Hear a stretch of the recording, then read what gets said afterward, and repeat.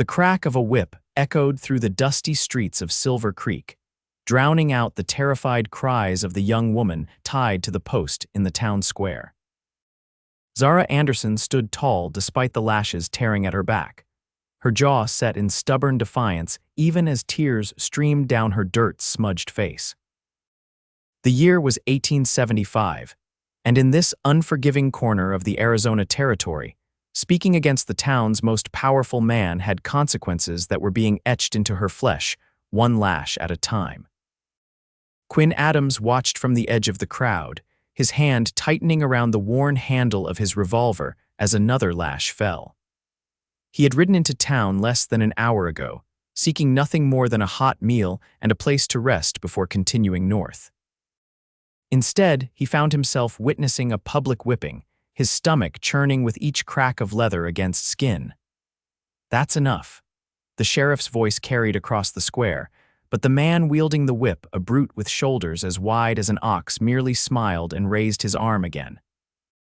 "Mr. Hargrove says 20 lashes for lying about his business practices," the man announced to the crowd.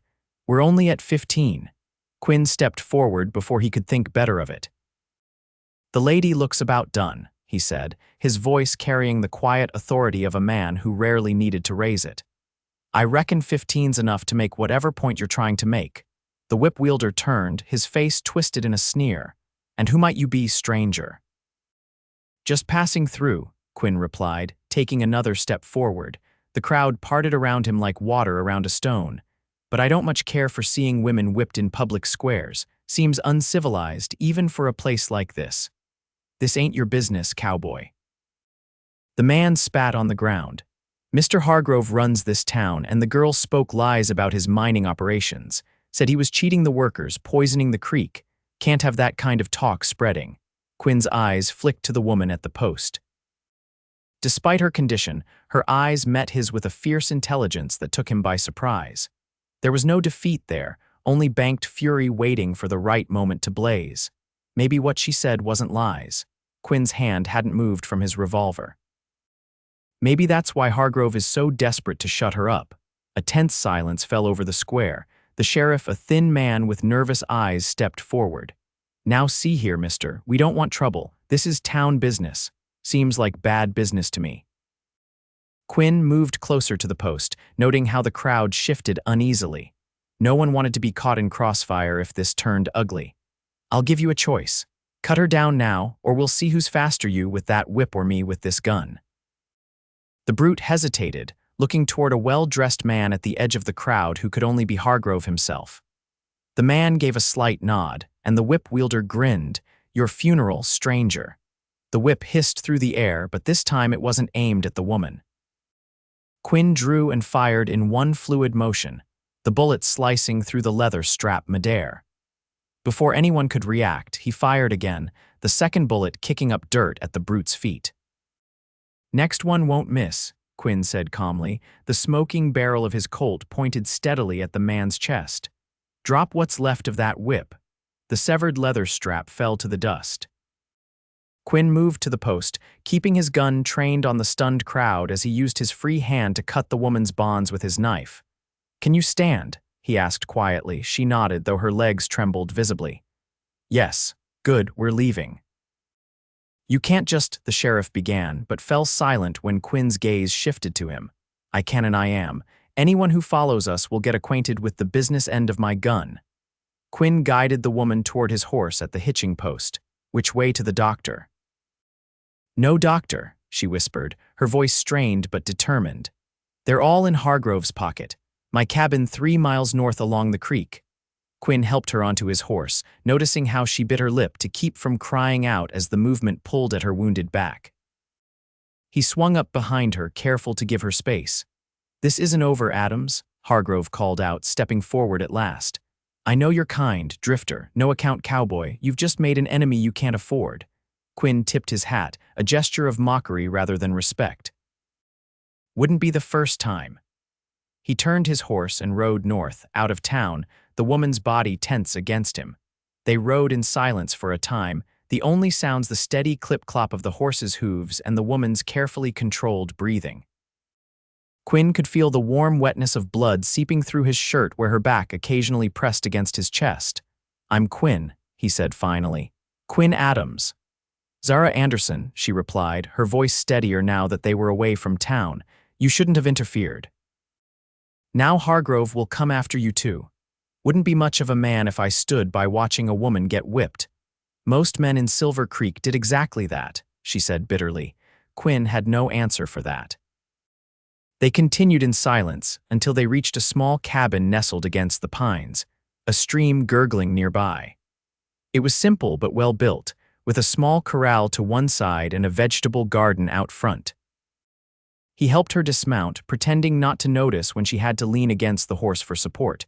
Her dress was in tatters at the back, soaked through with blood. "Inside," she directed, gesturing to the cabin. "There's medical supplies in the trunk by the bed." Quinn followed her in, taking in the neat, sparse interior. A table and 2 chairs, a small stove, shelves lined with books and jars of preserves, and a narrow bed in the corner. It was the home of someone who lived simply but not poorly. "Sit," he said, guiding her to one of the chairs. "I'll find what we need." Zara sat gingerly, keeping her back away from the chair. "The trunk at the foot of the bed," she repeated. "There's clean bandages and a jar of salve my grandmother taught me to make, and I'll need a fresh dress from the chest." Quinn found the supplies and brought them to her. "I can help with your back if you'll allow it." She hesitated, then gave a short nod. "I can't reach it myself." She turned the chair around and straddled it, giving him access to her back while maintaining her modesty. Carefully, Quinn cut away the remains of her dress, revealing the angry red welts beneath. Some had broken the skin deeply, others were merely raised and angry.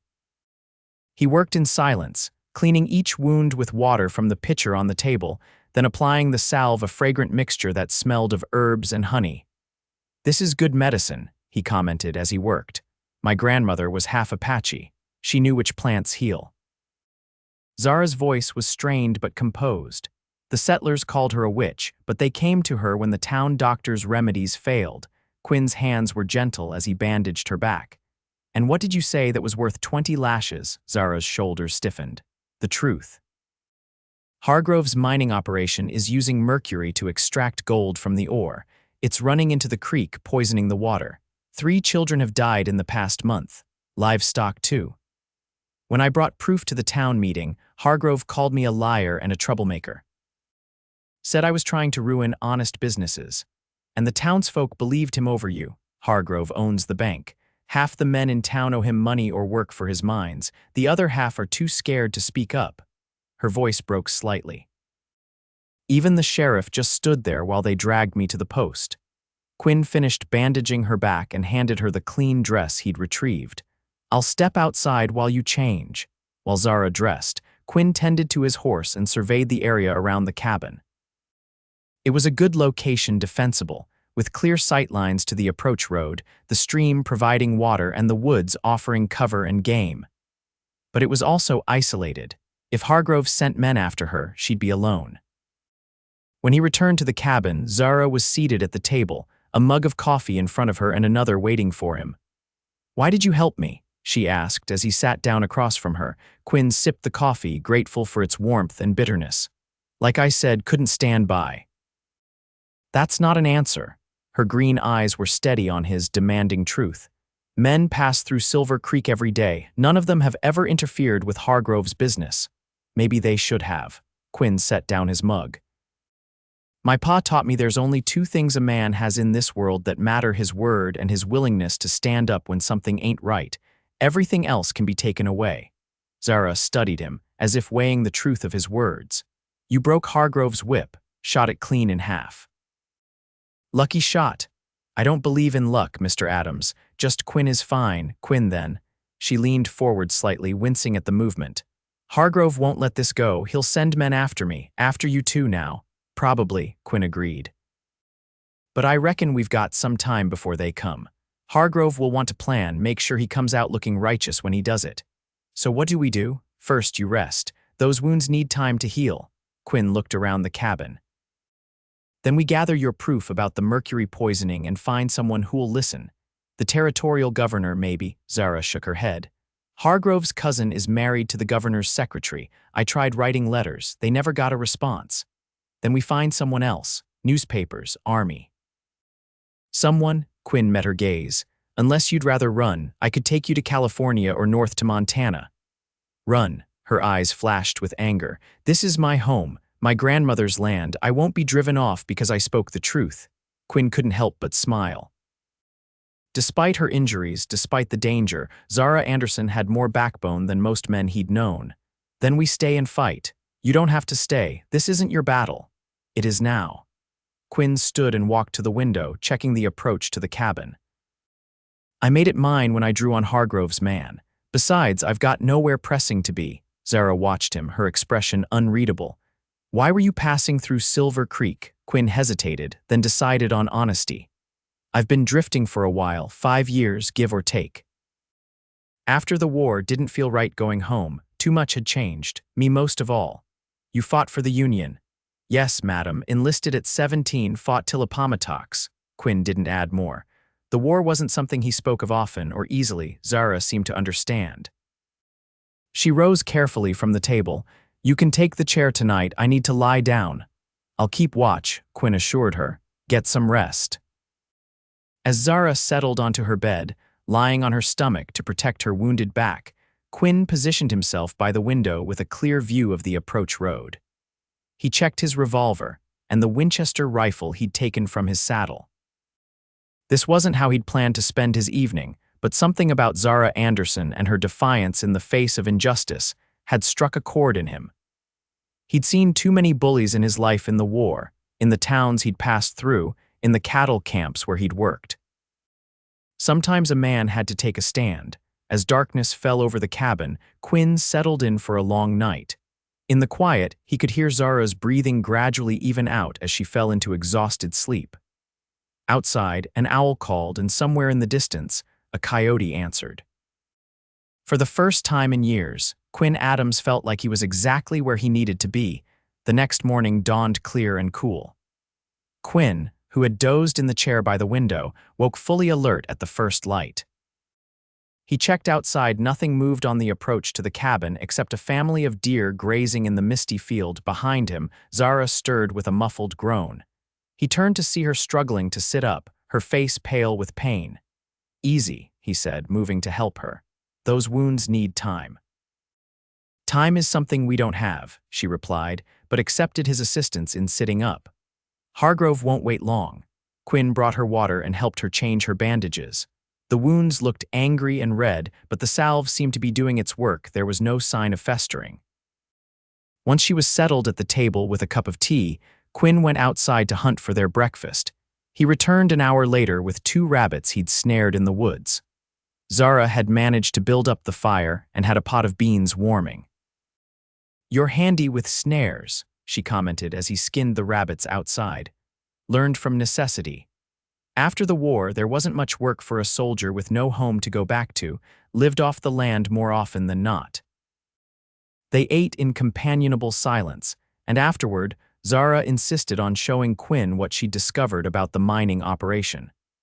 Despite her injuries, she led him to a small shed behind the cabin where she kept her records. I was a teacher before all this, she explained, opening a trunk filled with notebooks and maps. When children in my school started getting sick, I began investigating. It didn't take long to trace it back to the creek water. She spread a hand-drawn map on the table, pointing to various locations. Hargrove's main mine is here, up on Blackwater Ridge. The processing happens here by the creek. They use mercury to separate gold from the ore, and the waste runs straight into the water.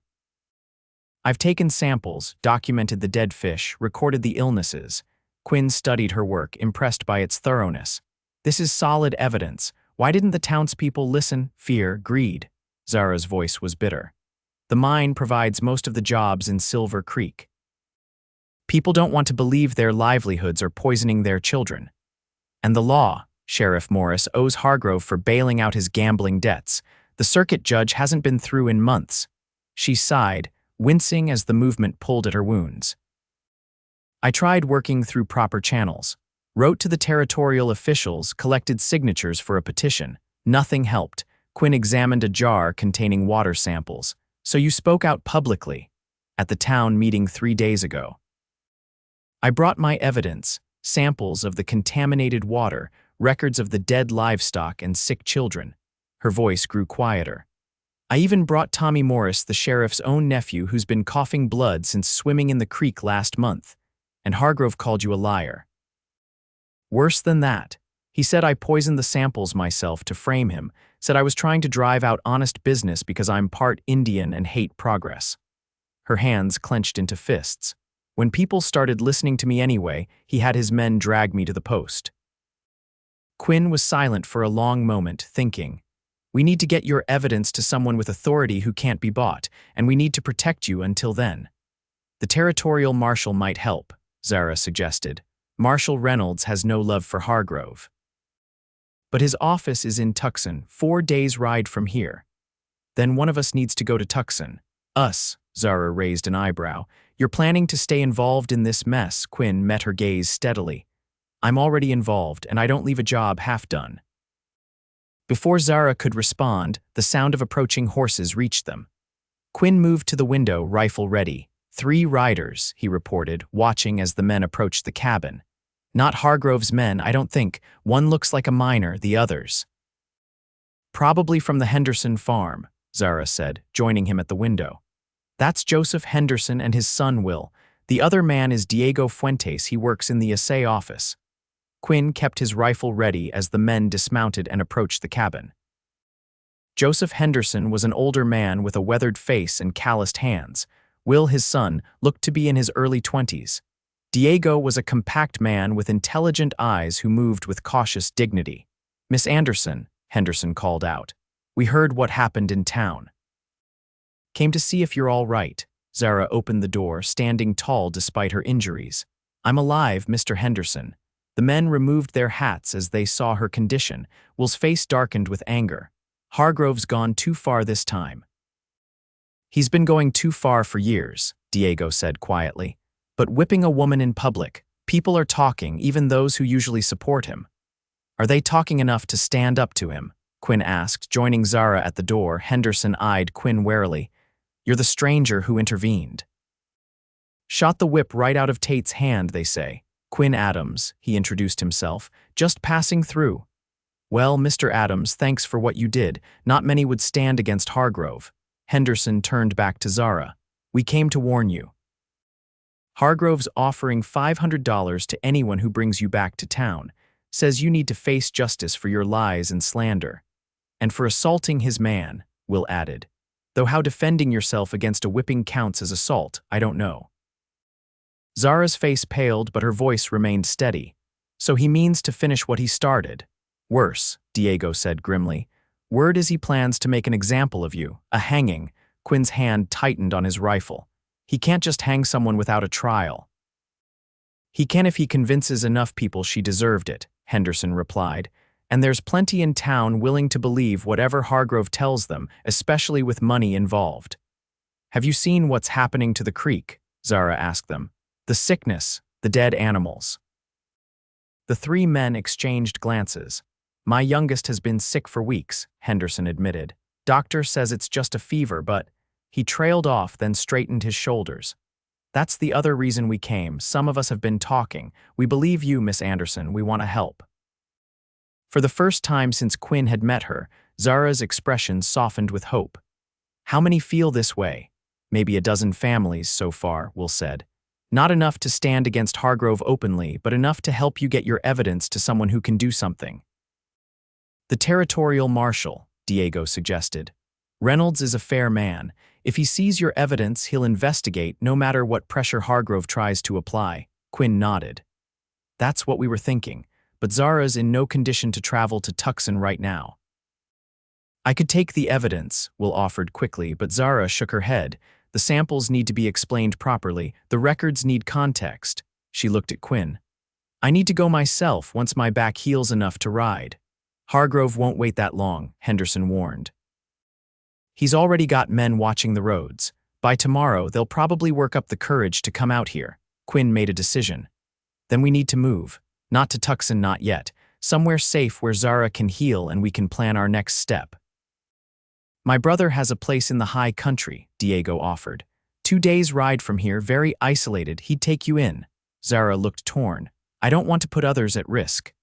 My brother Carlos fought in the Mexican Civil Wars, Diego said with a grim smile. He knows how to handle trouble. And his place is defensible, an old mission building with thick walls. Quinn turned to Zara. It's your decision, but staying here isn't safe. She was quiet for a moment, then nodded. We'll go to Diego's brother, but I want to leave tonight under cover of darkness. If Hargrove's men are watching the roads, daylight travel is too risky. We'll help you prepare, Henderson said. We can stay here and watch the approach while we get things ready. Diego and I will return after dark with fresh horses. As the men set about making preparations, Quinn pulled Zara aside. Are you sure you're strong enough for this? It'll be a hard ride, especially with your back. Her green eyes met his, determination evident in every line of her face. I've endured worse than a hard ride, Quinn Adams. And I won't let Hargrove silence me, not with a whip, not with a noose. Quinn found himself admiring her courage more with each passing hour. Then we ride tonight, and Hargrove will regret the day he decided to make an enemy of you. For the first time since he'd met her, Zara smiled a genuine smile that transformed her face and sent an unexpected warmth through Quinn's chest. And you as well, Mr. Adams. Something tells me you're not a man easily forgotten. The day passed in careful preparation. Will Henderson kept watch from a ridge overlooking the approach road, while Quinn and Zara gathered her evidence and packed only what was absolutely necessary. Diego returned to town to maintain appearances and arrange for fresh horses, while Joseph Henderson helped reinforce the cabin's defenses in case they needed to make a stand before nightfall. By late afternoon, Quinn noticed Zara's energy flagging, her movements growing slower and her face pinched with pain. You should rest before the journey, he told her, taking a bag of supplies from her hands. We've hours yet before dark. She started to protest, then swayed slightly on her feet. Quinn caught her arm to steady her. You won't help anyone if you collapse from exhaustion, he said more gently. Lie down for a few hours. I'll wake you when it's time. Reluctantly, Zara agreed, allowing him to help her to her bed. As she settled carefully onto her stomach, she caught his hand. Thank you, she said simply, for all of this. Quinn squeezed her hand briefly. Get some rest, Zara. While she slept, Quinn and Henderson finished the preparations, speaking in low voices to avoid waking her. How did you come to be passing through Silver Creek? Henderson asked as they cleaned weapons at the table. Just drifting, Quinn replied, running an oiled cloth along the barrel of his Winchester. Been that way since the war, Henderson nodded. Saw a lot of men like you after it ended. Too much death changes a man. Quinn didn't respond directly. Why are you helping Zara? You're risking a lot. The older man's face grew somber. My wife died last winter. Pneumonia, the doctor said. But my boy Charlie's been sick with the same symptoms as the other children who drank from the creek. Coughing, weakness, tremors in his hands. He looked up, his eyes haunted. He's only 8 years old, Mr. Adams. If what Miss Anderson says is true, and I believe it is, then Hargrove is killing our children for gold. And the others who are helping, similar stories. Diego's niece died last month, convulsions, they said. The Martins lost 2 cows that drank from the creek. More and more families are connecting their troubles to the water. Henderson's voice hardened. Hargrove may own half the town, but he doesn't own our children's lives. We'll burst through the door before Quinn could respond. Riders coming, he reported breathlessly. 6 men, armed. Hargrove's foreman is leading them.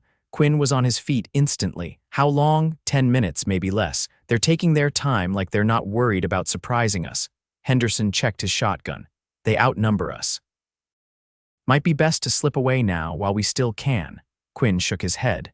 Zara's not ready to ride yet, and we can't leave the evidence, he thought quickly. We'll take the south trail through the woods, circle around and warn Diego we need those horses sooner than planned. Mr. Henderson, you have a choice: stay and fight or go with your son. The older man chambered around in his shotgun. I may be old, but I can still shoot. I'll stay. Then let's make this cabin a hard nut to crack. Quinn moved to wake Zara, explaining the situation in quick, efficient words as she struggled to full consciousness. I can shoot, she insisted, reaching for a rifle. I know you can, but you're also injured. Stay low and be our last line of defense. Quinn positioned her by the back window with a clear view of the approach. Don't fire unless you have to. The three defenders took positions around the cabin. Quinn at the front window, Henderson at the side, and Will disappeared into the woods to find Diego. Outside, the late afternoon sun cast long shadows as Hargrove's men approached, their horses kicking up dust on the road. Zara Anderson, a voice called out. This is Foreman Tate. Come out peaceful like and face justice in town. Quinn recognized the man who had wielded the whip. There's no justice in Silver Creek, he called back. Only Hargrove's law. A pause, then Tate's voice again, harder now. You're harboring a criminal, stranger. Step aside and we won't have to hurt you. The only criminals I see are the men who whip women in public squares, Quinn replied. Ride away while you still can. Laughter from the riders. 6 against 2. Those ain't odds I'd bet on. Tate's voice grew menacing. Last chance before we burn you out. Quinn's finger tightened on the trigger. First man who tries gets a bullet. For a moment, silence stretched across the clearing. Then, with a sudden shout, the riders spurred their horses forward, spreading out to approach the cabin from multiple angles. The first shot came from Henderson, his shotgun booming and sending one rider tumbling from his horse. Quinn picked his targets carefully, wounding rather than killing when possible. He had no desire to add murder to his list of troubles, even in self-defense. The attackers fired back, bullets splintering the wooden walls of the cabin and shattering the single glass window. Quinn heard Zara cry out and risked a glance back to see her pressed against the wall, unharmed but shaken as glass exploded around her. Stay down, he shouted, then returned fire, dropping another of Hargrove's men with a shot to the shoulder. The firefight continued for several tense minutes. Henderson took a bullet to the arm but kept fighting, his face grim with determination. Quinn managed to keep the attackers from getting close to the cabin, but ammunition was running low and the sun was setting rapidly. Then, just as dusk was falling, the sound of galloping hooves approached from the south, not the direction of Silver Creek. Quinn tensed, expecting reinforcements for Hargrove's men, but instead heard Diego's voice calling out, "Federales, the law is coming, scatter." The remaining attackers hesitated. Then as more riders appeared from the forest, Diego, Will, and 2 other men Quinn didn't recognize, they turned their horses and fled back toward town, carrying their wounded. Diego dismounted quickly, a wild grin on his face. No Federales, of course. Just my cousins with extra rifles, but Hargrove's men are superstitious about Mexican lawmen. Quinn lowered his rifle, relief washing through him. Good timing. We need to move now, Diego said urgently. They'll be back with more men once they realize the trick. I have horses ready and Carlos is expecting us. Henderson was already being tended to by one of Diego's cousins, his wound bandaged. Just a graze, the older man insisted. I can still ride. Quinn went to Zara, who was already gathering the precious evidence. Are you all right? She nodded, her face pale but determined. Yes, we need to hurry. Within minutes, they had loaded the essential supplies and Zara's documentation onto the horses. Quinn helped Zara mount, noting how she bit her lip to keep from crying out as she settled into the saddle. 2 days' ride to Carlos's place, Diego said as they prepared to leave. We'll take the high trails harder to follow. As they rode away from the cabin, Zara looked back once at the home she was leaving behind. In the gathering darkness, Quinn could see the wetness on her cheeks, but she made no sound, simply turned forward and urged her horse onward. They rode through the night, stopping only when absolutely necessary to rest the horses or allow Henderson to check his wound. Zara remained silent for much of the journey, her back straight despite what must have been excruciating pain from her wounds. By dawn, they had left the familiar territory around Silver Creek far behind, climbing into the rugged mountains to the west. Diego led them along game trails and old Apache paths that few white men knew, ensuring they left minimal tracks for pursuers to follow. When they finally stopped to make a cold camp in a sheltered ravine, Quinn helped Zara dismount, alarmed at how she seemed to crumple once her feet touched the ground. You need rest, he said, supporting her weight easily. We all do, she replied, her voice weak but stubborn. I'll be fine after a few hours' sleep. Quinn helped her settle on a blanket, then checked her bandages. The ride had reopened several of the deeper wounds, and fresh blood had seeped through the cloth. This needs tending, he said quietly. Zara nodded, too exhausted to argue. Quinn carefully cleaned and rebandaged her back, applying more of her grandmother's salve. By the time he finished, she had fallen into an exhausted sleep. Henderson approached, his arm freshly bandaged by Diego's cousin. "She's a remarkable woman," he commented, looking down at Zara's sleeping form. "She is," Quinn agreed. "Too stubborn for her own good, maybe," the older man chuckled. "Reminds me of my Elizabeth, God rest her soul, that same fire."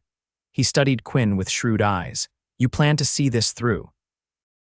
Even after we reach Carlos's place, Quinn nodded without hesitation. "All the way to the territorial marshal, if that's what it takes." "Good." Henderson clapped him on the shoulder with his good arm. "She'll need someone with your kind of steadiness. This fight is just beginning." The group rested for 4 hours, then continued their journey, climbing higher into the mountains. By late afternoon of the second day, they reached their destination, an old Spanish mission perched on a rocky outcropping with commanding views of the valleys below. Carlos Fuentes proved to be a barrel-chested man with a magnificent mustache and the bearing of a soldier. He welcomed them warmly, ushering them into the thick-walled sanctuary of the mission. "My casa es su casa," he declared, directing his men to care for the horses and keep watch. "No one finds this place unless I want them to find it. You are safe here." For the first time since leaving her cabin, Zara allowed herself to truly relax. Carlos's wife, Elena, a skilled healer, examined her back and applied fresh poultices, clucking disapprovingly at the damage. "Barbarians," she muttered as she worked, "to do this to a woman." That evening, they gathered around a fire in the mission's central courtyard. Henderson and Will would return to Silver Creek. The next day, their continued absence would arouse suspicion, and they could serve as eyes and ears in town. Diego would accompany them partway, then head to a neighboring settlement to gather more support. "The question remains," Carlos said as they discussed their plans, "how to get Senorita Anderson to Marshal Reynolds in Tucson without Hargrove's men intercepting you. The main roads will be watched. We'll take the old Apache trails," Quinn suggested. "It's longer but safer." Carlos nodded approvingly. "A good plan, but the Senorita needs time to heal before such a journey." "How long?" Quinn asked Elena, who was most familiar with Zara's injuries.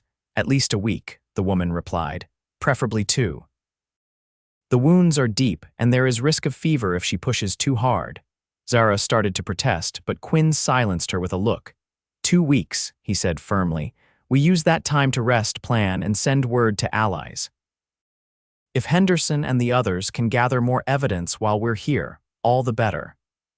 The discussion continued late into the night, strategies proposed and refined, contingencies considered.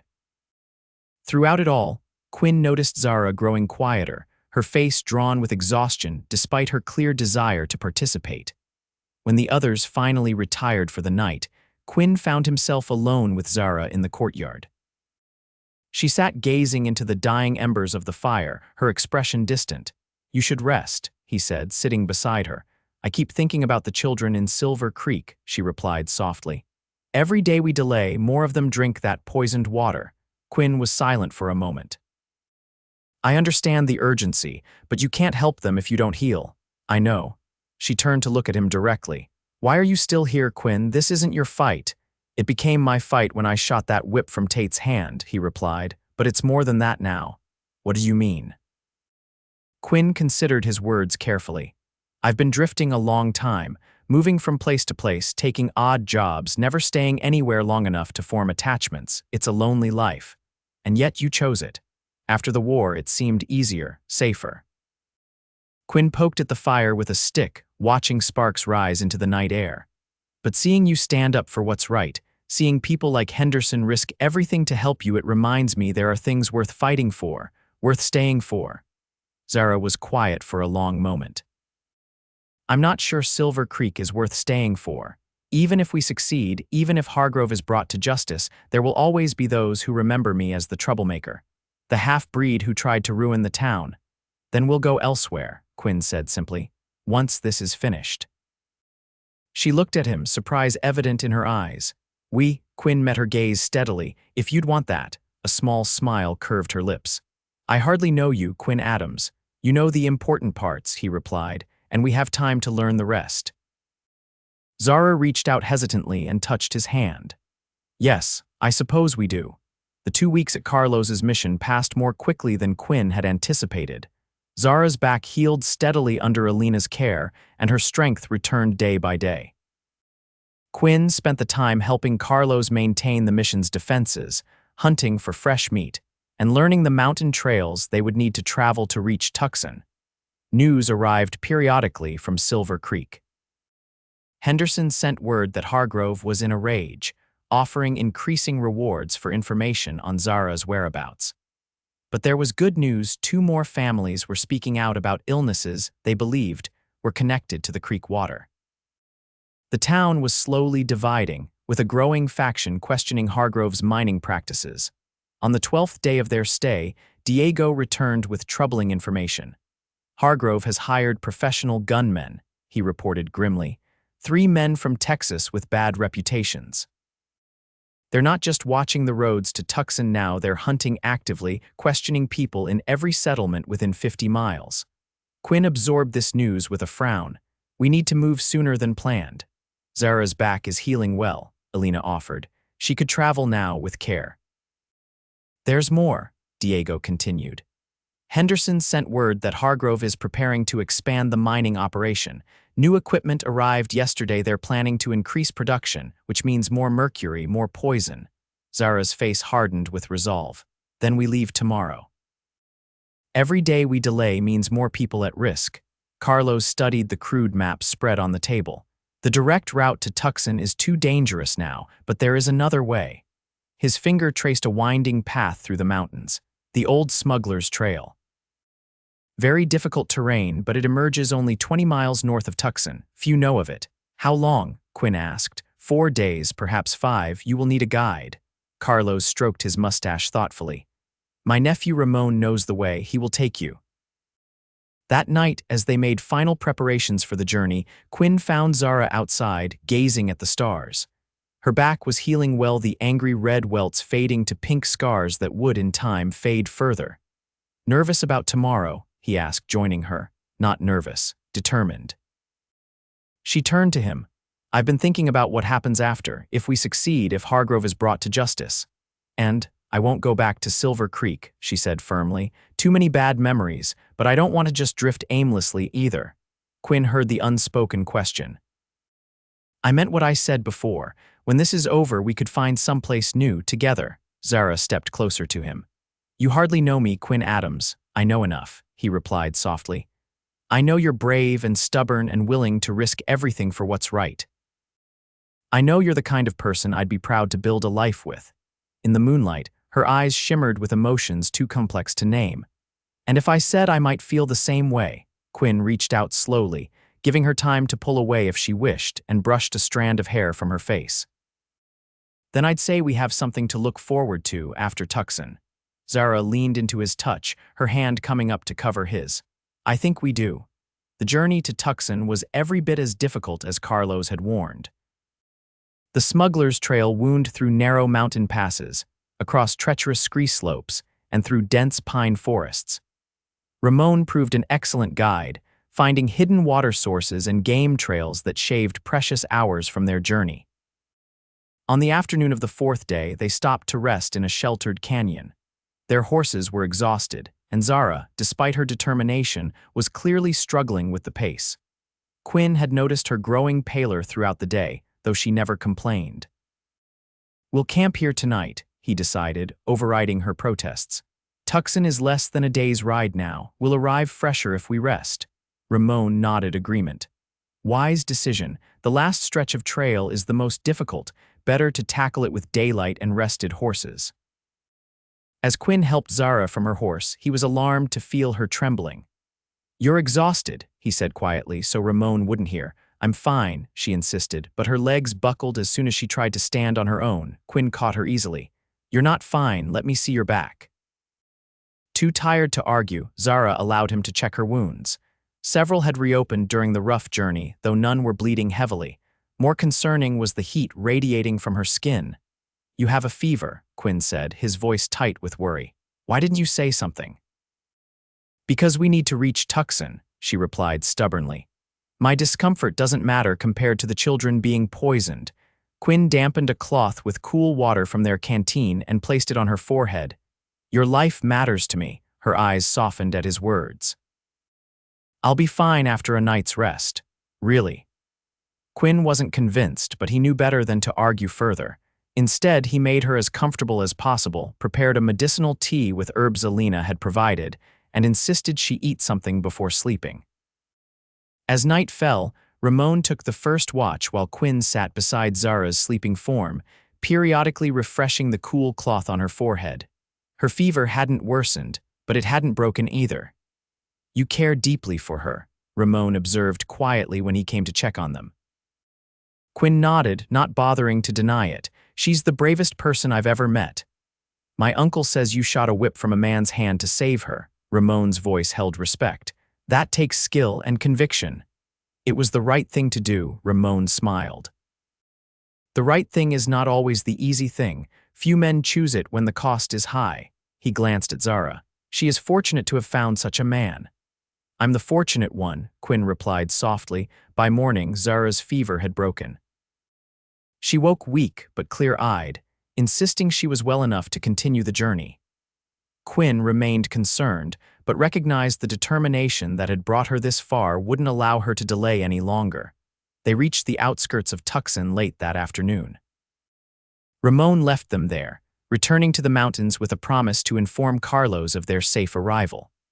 Quinn and Zara continued alone, two dust-covered travelers among many in the busy territorial capital. The marshal's office was located on the main street, a solid adobe building with the territorial flag flying outside. Quinn helped Zara dismount, steadying her when she swayed slightly. "Ready?" he asked, looking down at her. She straightened her shoulders, wincing only slightly at the pull on her healing wounds. "Ready." Marshal Thomas Reynolds was a tall, lean man with a carefully trimmed beard and the watchful eyes of someone who had seen too much of human nature's darker side. He listened in silence as Zara presented her evidence: the water samples, the documented illnesses, the death records, and finally, the story of her public whipping. "These are serious accusations, Miss Anderson," Reynolds said when she finished. "Hargrove is an influential man with powerful friends." "Everything I've told you can be verified," Zara replied steadily. "The evidence speaks for itself." "And you're back?" the marshal asked quietly. "Would you be willing to have a doctor examine your injuries as further evidence of Hargrove's methods?" Zara hesitated, then nodded. "If necessary, yes." Reynolds studied them both for a long moment, then came to a decision. "I'll need statements from both of you, officially documented, and I'll send deputies to Silver Creek immediately to begin an investigation and prevent any further intimidation of witnesses." He fixed Quinn with a penetrating gaze. "You understand, Mr. Adams, that your involvement makes you liable to charges as well. Shooting at Hargrove's men, even in defense, is still assault in the eyes of the law." "I understand," Quinn replied calmly. "I'll accept whatever consequences come." The marshal nodded, seemingly satisfied with this answer. "For now, you'll both stay here in Tucson where I can ensure your safety. The Grand Hotel has rooms available. I'll have a deputy escort you there and stand guard. This investigation may take some time." As they left the marshal's office, Quinn felt Zara's hand slip into his. Despite her exhaustion, there was a lightness to her step that hadn't been there before.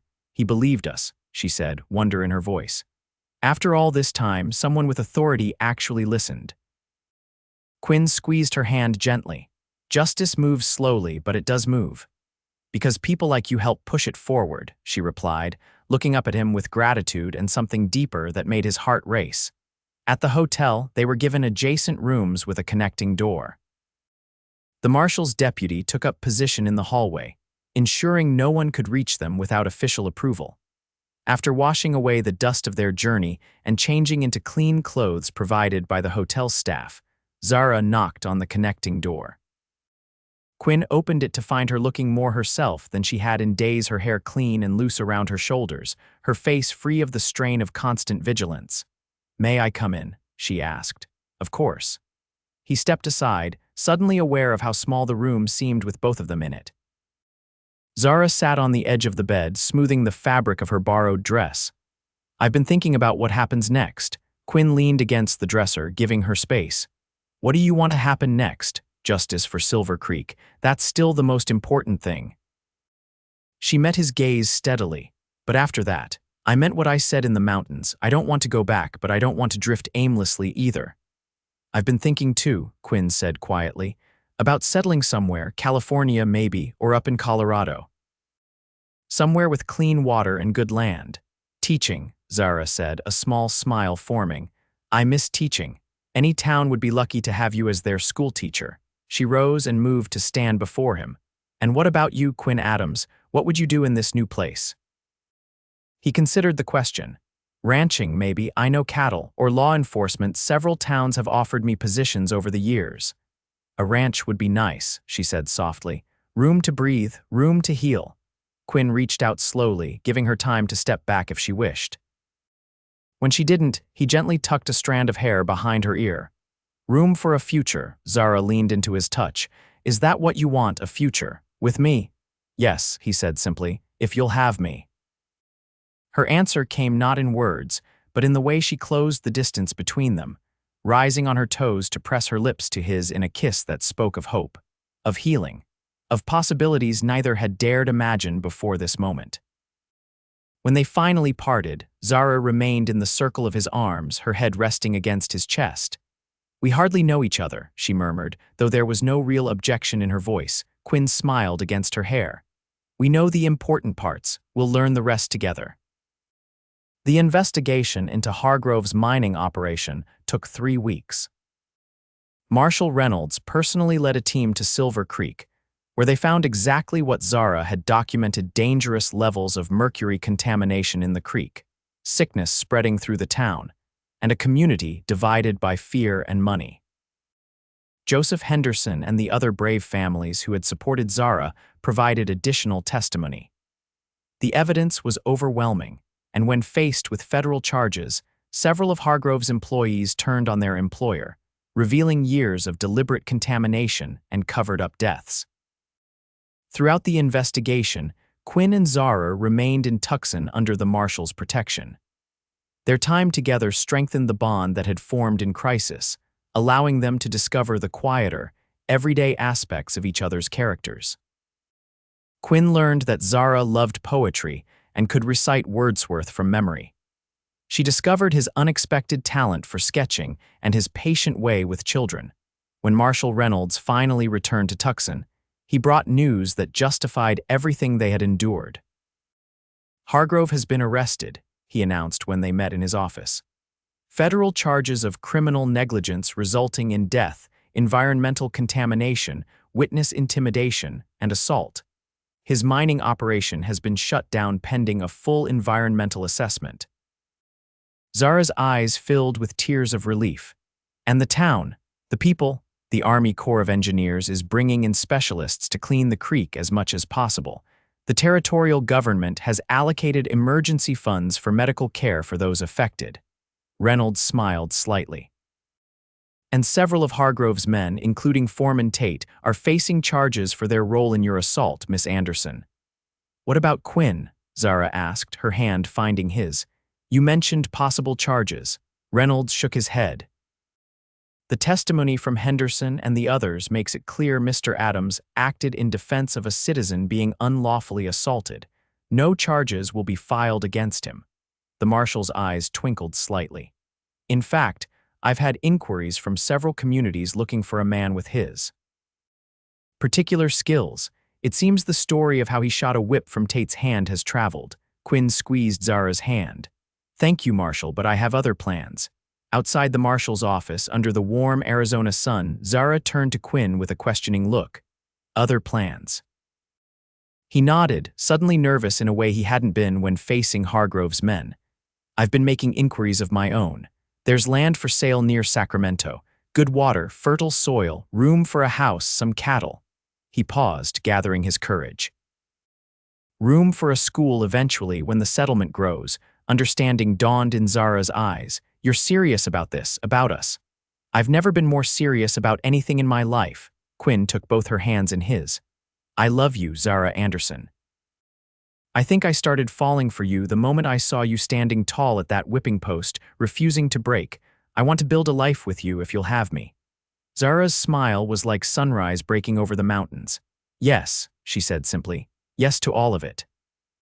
1 month later, they stood on a hillside overlooking the American River, the deed to their new land in Quinn's pocket and a simple gold band on Zara's finger. The local justice of the peace had married them that morning in Sacramento before they rode out to see their property. It's beautiful, Zara breathed, taking in the sweeping vista of rolling hills, oak trees, and the glittering river below. Even more than I imagined. Quinn wrapped his arms around her from behind, careful of her back, which was healing well but would always bear the scars of Silver Creek.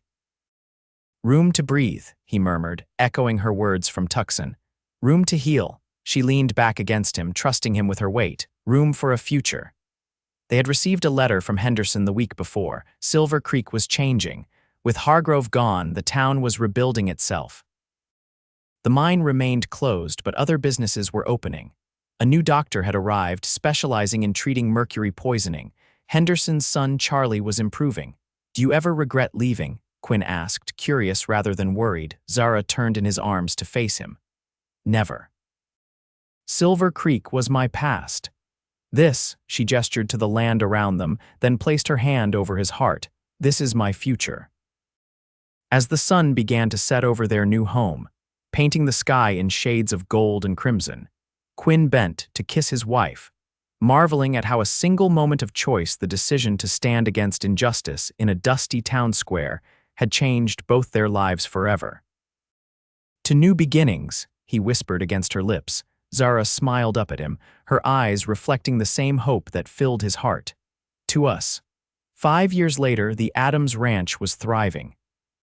What had begun as raw land with nothing but promise was now a successful cattle operation with a comfortable 2-story house, a barn, and outbuildings. The nearby settlement had grown as well, attracting families looking for fresh starts away from the more crowded goldfields. True to her calling, Zara had opened a school that now served 27 children from the surrounding area.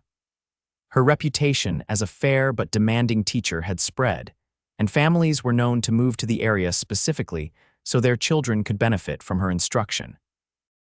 Quinn had found his place too, raising quality cattle and occasionally serving as an unofficial peacekeeper when disputes arose among neighbors.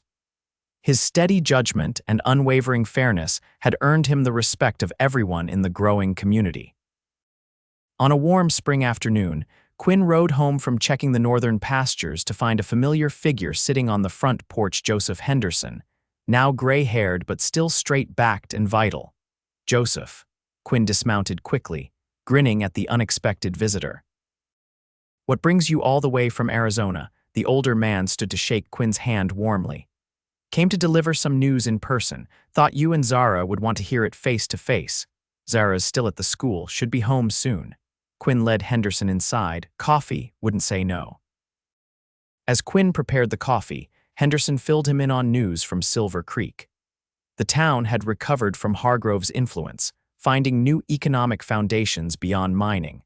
Henderson's son Charlie, now a healthy young man of 13, was apprenticed to the town's newspaper editor. And the creek? Quinn asked as he set a mug before their visitor. Clean as can be, Henderson replied with satisfaction. The engineers did good work. Fish are back, and we haven't had a case of poisoning in over 3 years. The sound of approaching hoofbeats interrupted their conversation. Through the window, Quinn saw Zara riding up, their 3-year-old daughter Emma seated before her in the saddle, chattering animatedly as always. Henderson's face softened as he watched through the window. You've built a good life here, Quinn. The best, Quinn agreed, his chest tightening with gratitude as he always did when he saw his family. Better than I ever imagined possible. The door burst open as Emma ran in, her dark curls bouncing. Papa. We saw a deer and 5 baby rabbits, and she stopped short at the sight of their visitor, suddenly shy. Henderson chuckled. Well now, who's this young lady? This is Emma, Quinn said, lifting his daughter into his arms. Emma, this is Mr. Henderson, an old friend from before you were born. Zara entered behind their daughter, her face lighting with surprise and pleasure. Joseph, what a wonderful surprise. After greetings were exchanged and Emma was settled with her blocks in the corner, Henderson revealed the purpose of his visit. Hargrove's trial finally concluded last month, he said, his expression somber but satisfied. 20 years hard labor, he'll likely die in prison. Zara sat very still, absorbing this news. After all this time, I'd almost given up hope the courts would ever reach a verdict. Your testimony made the difference, Henderson told her. Even 5 years later, the transcript of what you endured moved the judge, and when they brought in the families of the children who died, he shook his head. There wasn't a dry eye in the courthouse. Quinn reached for Zara's hand, feeling her tremble slightly. This news represented the final closing of a chapter that had shaped both their lives irrevocably. There's more, Henderson continued, reaching into his coat pocket. The federal government has ordered reparations to the affected families. This, he handed an envelope to Zara, is your share, for what you suffered and for being the first to stand up when no one else would. Zara opened the envelope with unsteady fingers, her eyes widening at the draft inside. This is a substantial amount. Well deserved, Henderson said firmly, though no amount of money can erase what happened to you. Quinn studied his wife's face, recognizing the complex emotions, their vindication, relief, and old pain briefly resurging before subsiding again. What will you do with it? Henderson asked. Zara looked at Quinn, a silent communication passing between them, then at Emma playing contentedly in the corner, and finally back to Henderson. We've been talking about expanding the school, she said. Building a proper schoolhouse instead of using the community hall, maybe hiring another teacher to help with the older students. Her face grew more animated as she spoke. And a library. These children have so few books available to them. Henderson smiled, clearly unsurprised by her answer. Always the teacher. It seems right, Quinn added. Using money meant to remedy a wrong to create something that will help an entire community. Later that evening, after Henderson had retired to the guest room and Emma was asleep, Quinn and Zara stood on their front porch, looking out at the land they had nurtured into prosperity. The stars were brilliant overhead, the air sweet with the scent of spring blossoms. Are you all right? Quinn asked softly, noting the pensive expression on his wife's face. Zara leaned against him, fitting perfectly under his arm as she always had. I'm thinking about that day in Silver Creek, how one moment of speaking truth changed everything. Quinn pressed a kiss to her temple. Do you ever regret it, standing up to Hargrove knowing what it cost you? Never. Her voice was firm, without hesitation. The scars on my back remind me every day that truth matters, that standing up matters even when it's difficult, even when it's painful. She turned to face him, her eyes reflecting the starlight. Besides, if I hadn't spoken out that day, you never would have ridden into town at just that moment. You never would have broken that whip and changed both our lives. Quinn traced the curve of her cheek with gentle fingers. I thank God every day that I did. Zara rose on her toes to kiss him, a kiss filled with the same passion and tenderness that had sustained them through building a home, welcoming their daughter, and creating a life together far removed from the violence of their first meeting. I love you, Quinn Adams, she whispered against his lips. And I love you, Zara Adams, he replied, his arms tightening around her. Yesterday, today, and all our tomorrows. Inside their home, their daughter slept peacefully. Outside, their land stretched toward the horizon, fertile and full of promise. And between them flowed the unbreakable bond forged in a moment of courage when a cowboy took a whip and broke it in half, choosing justice over indifference and finding love in the most unexpected of circumstances. As they stood together under the vast canopy of stars, they were not just husband and wife, but partners in the truest sense, two people who had faced adversity together and emerged stronger. Their shared life a testament to the power of standing up for what's right, no matter the cost. And in the quiet of the night, with the woman he loved safe in his arms, Quinn Adams knew with absolute certainty that breaking that whip had been the wisest decision of his life.